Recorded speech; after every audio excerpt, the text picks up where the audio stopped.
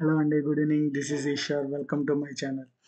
Nifty 160 points down అయి 22,332 దగ్గర close అయింది. బ్యాంక్ నిఫ్టీ 507 పాయింట్స్ డౌన్ అయి 47,327 దగ్గర క్లోజింగ్ ఇచ్చింది. ఈరోజు బ్యాంక్ నిఫ్టీ ప్రొజెక్షన్ చూసుకున్నట్టయితే మార్కెట్ ఓపెనింగ్ ఫ్లాట్ ఓపెన్ అయింది. ఫ్లాట్ ఓపెన్ అయ్యి ప్రీవియస్ డే లో బ్రేక్ అయింది. ప్రీవియస్ డే లో బ్రేక్ అయితే ఇక్కడ నేను పొజిషన్ తీసుకున్నాను. యాజ్ పర్ ప్రొజెక్షన్ రూల్ ప్రకారం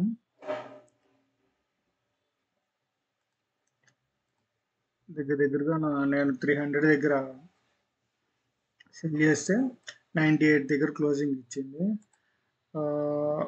921కి నేను పొజిషన్ తీసుకున్నాను.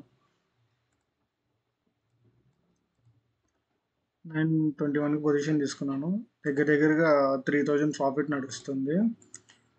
మొత్తం వన్ సైడ్ డైలీ టైం ఫ్రేమ్లో నేను ఒక ఇన్సైడ్ క్యాండిల్ పడింది కదా, దాని లో బ్రేక్ అయింది. ఒక స్ట్రాంగ్ బేరిష్ క్యాండిల్ పడింది. ఇది ఇప్పుడు రేపటి అనాలిసిస్ ఏంటంటే దీని లోగన్ బ్రేక్ అయితే దీనికి follow through candle red candle పడింది అప్ టు 47,000 దాకా. కానీ మార్కెట్ కానీ గ్యాప్ అప్ కానీ ఓపెన్ అయినట్టయితే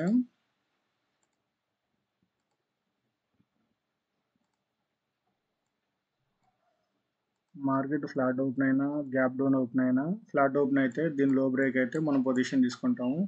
గ్యాప్ డౌన్ ఓపెన్ అయితే మాత్రం రివర్స్ అయ్యి మళ్ళీ యూ ప్యాటర్న్ దీనిలో మనం ఎంట్రీ ఇస్తాము.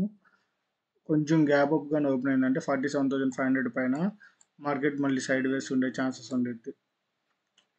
అంటే ట్రెండింగ్ మార్కెట్ వచ్చింది కదా, వాల్టాలిటీగా ఉండే ఛాన్సెస్ ఉంటుంది. ఇప్పుడు మనం నిఫ్టీ చూసుకున్నట్టయితే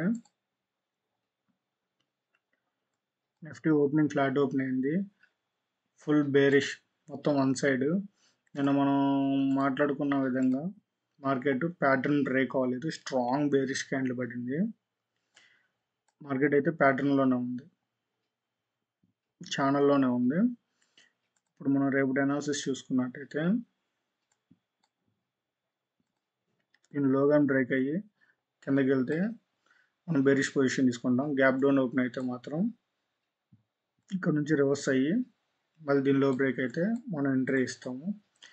గ్యాప్ అప్ ఓపెన్ అయితే మాత్రం వాల్టాలిటీగా ఉండే ఛాన్సెస్ ఉంటాయి.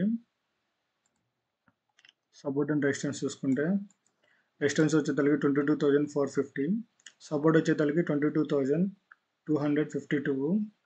బ్యాంక్ నిఫ్టీకి సపోర్ట్ అండ్ రెసిస్టెన్స్ చూసుకున్నట్టయితే